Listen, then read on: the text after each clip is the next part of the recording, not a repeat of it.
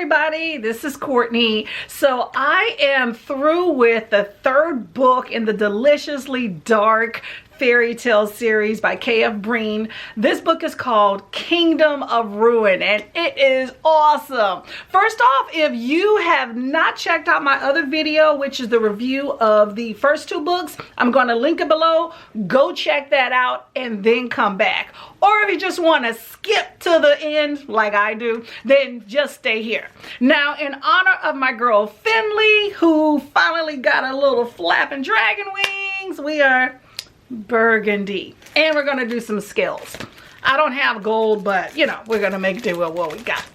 So this book starts with Finley, who has traveled to the Demon Kingdom because she made a deal that she would marry that idiot Jedrick in exchange for lifting the suppression over her kingdom, which we find out is called Wyvern. Nightfan is still, you know, back at the castle and mourning the loss of her, and he doesn't want her to come back. So Finley is thrown into the dungeon with all these other dragons.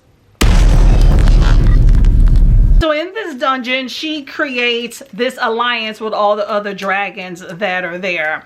And while they're there, they are routinely beaten and abused. Apparently, the Demon King and all his minions get, I cannot open this up. They get some sort of power trip off of the powers that the dragons and all the other shifters they kidnap as well exude from when they beat them. That allows them to create more demons and creatures and all this other stuff. While they're there, we also find out that the Demon King is sex trafficking all of these shifters. So he has these wild parties where he basically puts them on the auction block. Absolutely nuts. And then he utilizes all of the demon lust magic to basically coerce them to be able to do the sex acts after the fact. Finley has this scent from Nightfan since they made it. So that's really stinky to everybody else. So when it comes to the whole sex lust magic, for one, it doesn't work on her, but other people are put off by it, so she doesn't get bought. Now, all these other dragons and shifters have been attempting to escape for years, but have been unsuccessful until Finley, with all of her special powers and Nightfan's power, is able to allow for this escape.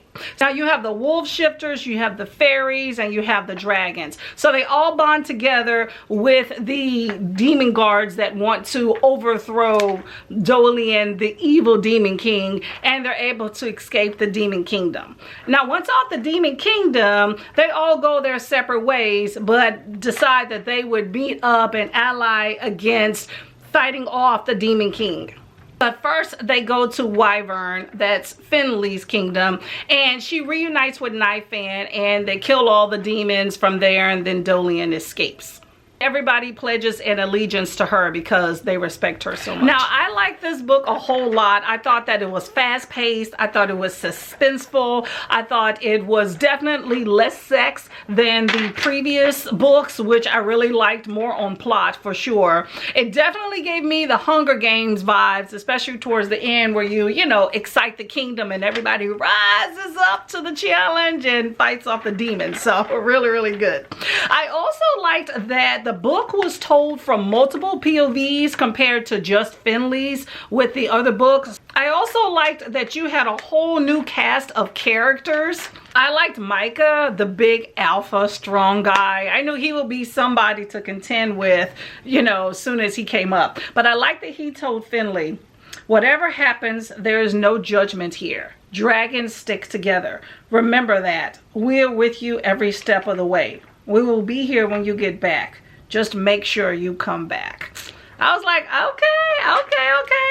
I was sad though to see that storyline between him and Finley, and actually more of just Nightfan's anger towards him, I think it dissipated really quickly. I think it would have been nice if maybe Finley was, you know, interested a whole lot more and, you know, had another alpha in the mix for a time that she truly was interested in. But, you know, she was really loyal to Nightfan, so I gotta give her that.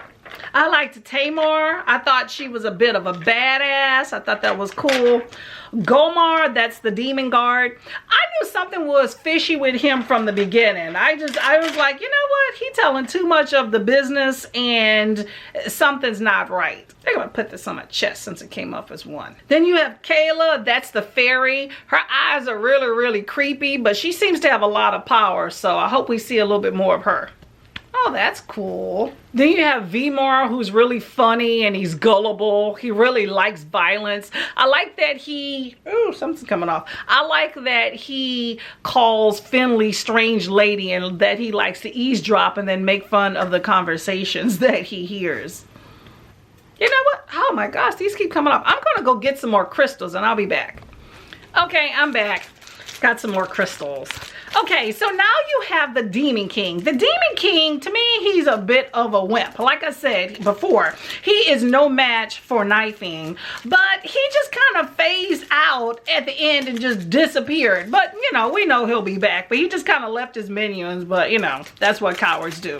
He allowed all of that strange shame sex at the Knifing's castle, but when Hadriel and Layla introduced it to his castle, all of a sudden, he gets upset. So it's like, what? You don't mind the weaknesses of other people, but you don't want to see it in your realm? Okay, I think maybe he just liked that a little bit too much.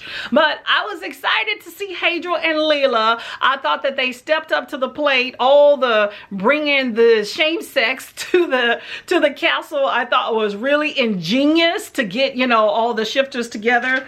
But I also thought it was hilarious because Hadriel actually thought initially, since all the sex was tamed, that this isn't worth me coming out for. So he was actually happy to bring it forth. And, you know, Layla, you know, she's a little freak there, so she enjoyed her time there. But I just thought it was funny that they had to bring that out of the demons, and when they did, it was a free-for-all. Now, I think Hadriel is that reluctant hero all the time, but I'm happy that he found his place, you know, with the wolf shifters in the end, so he can, you know, have a place to belong.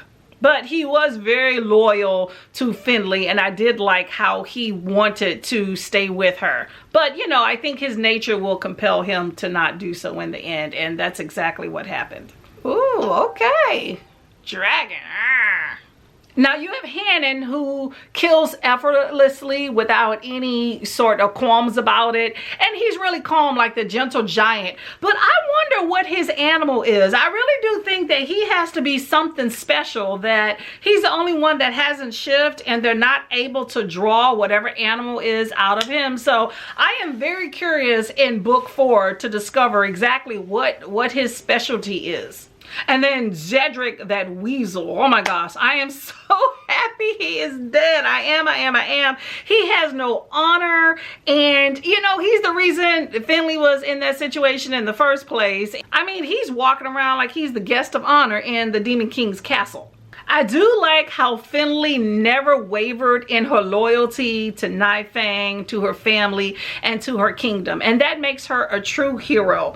She has this dedication to escape and for everybody to escape. And I thought that was really cool and special. She also even loved him and pushed through when another alpha was trying to get at her, when she could have just, you know, left it to the side because, you know, Micah was looking kind of hot in that cell next to her. But I really enjoyed how Nifang would send her pleasure to combat her pain when she was being beaten in the dungeon. One time she was in the middle of a conversation with the guards and the other prisoners, and she just right there in front of them. That's embarrassing, but you know, she pushed through even though everybody was looking at her side-eyed. I guess they understood. And I really have this love-hate relationship still with Nifang because he always needs to be prompted to do what it is that he needs to do. Like, Hadriel had to prompt him in order to drag the other animals in the kingdom out of suppression after he had already promised Finley that he would do it. And it's the same thing when he was going to fight Micah for Finley's hand. And you know, everybody else had to show him support. Otherwise, he was gonna cower down because, you know, he still feels like he's not worthy of Finley.